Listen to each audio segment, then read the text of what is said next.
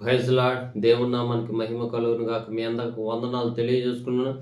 ఈ దినమున దేవుని వాక్యాన్ని ధ్యానిద్దాం. విలాప వాక్యములు 1వ అధ్యాయం 1వ వచనం చదువుకుందాం. జనభరితమైన పట్టణము ఇట్లు ఏకాకి అయి దుఃఖక్రాంతమాయెను. Praise lord. హల్లెలూయా. విలాప వాక్యములంటే విలపించటం, అంటే ఏడవటం. యిర్మీయా ప్రవక్త ఎప్పుడు ఏడుస్తూనే ఉంటాడు.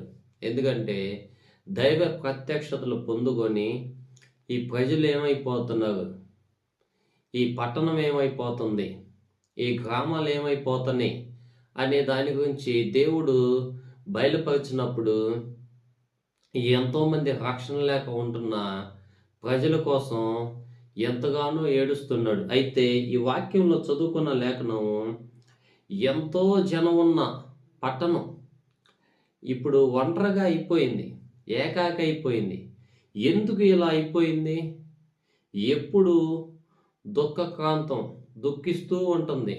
అంటే యిర్మీయా గ్రంథం 52వ అధ్యాయంలో చూసుకున్నట్లయితే బబులోను రాజు నెబుకద్నెజరు వచ్చి వారందరినీ యెరూషలేము పట్టణాన్ని మొత్తం కూలగొట్టేసి మరి బానిసలుగా కొంతమందిని తీసుకువెళ్ళటం మనం చూస్తామన్నమాట.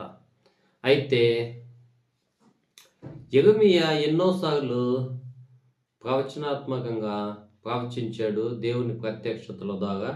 అయితే ప్రజలు దేవుని వైపు చూడకుండా తమ ఇష్టం వచ్చిన మార్గాలకి వెళ్ళిపోవటం, అబద్ధ ప్రవక్తలు ఉండటం, దేవునికి విరుద్ధమైన పనులు చేయటం, దేవునికి అసహించుకునే విధంగా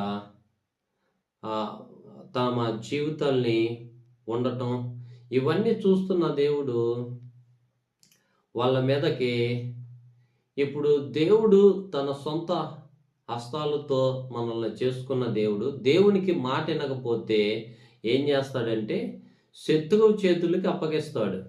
శత్రువు చేతికి అప్పగించినప్పుడు ఏమవుతుందంటే శత్రువు మన జీవితాన్ని నష్టం చేస్తాడు.